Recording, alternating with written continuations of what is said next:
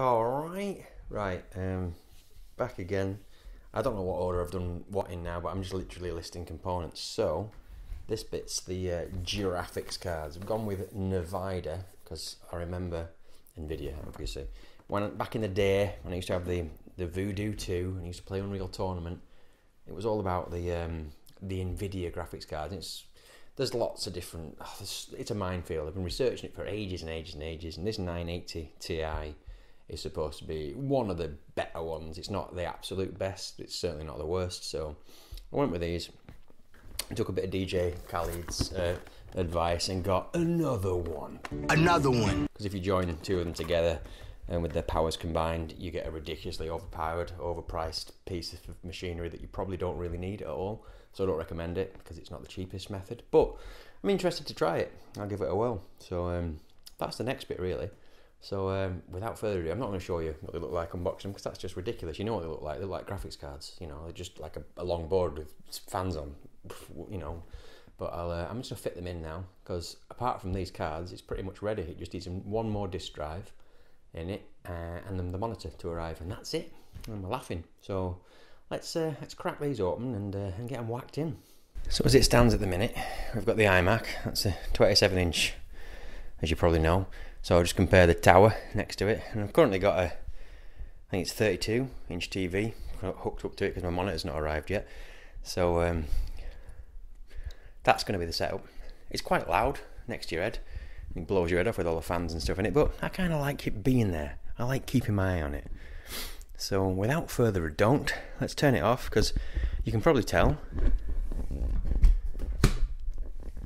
the sort of back bit of the motherboard lights up red and start button on the inside, and I don't want any power going in. So what we want, as you know, is those two slots, the PCI Express, the card's going to fit there, and then instead of having onboard graphics straight from the motherboard, which is rubbish, we're going to be having twin SLI performance doodah. Quite a hefty beast, and you've got DVI socket, HDMI socket, and 3 mini display adapters, all plugged up at the minute. I've just got it out. Cooling fan, obviously, and I quite like this design because even though it's sealed, unlike a lot of graphics cards, the fan just sucks and spits all the heat out the back, so you don't get all the heat dispersed into the tower itself. These cards get a bit hotter because of that, but it keeps the inside of the tower cool. There's some green writing on the side, which won't really go with the red and black, but you know, I'm alright with fashion disasters, I can cope with that. And there's a better look at the sockets. Top right is a mini display port adapter, which is what you need for 60Hz 4K.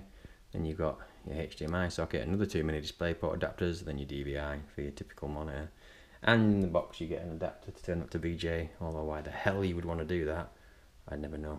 Right, so both in, little SLI bridge that connects them together. Power going to both. 850 watt power supply. I've done a bit of research and they should draw about 500 watts. I have got, as I say, one hard drive there, one SSD there, another hard drive coming. That mess of cables, which I hope you can't see, looks disgusting, but that's all going to get sorted out. So, let's do the worst bit. The board's got power. Let's turn the screen on, or the TV, what I'm using at the minute. And then pray to the PC gods.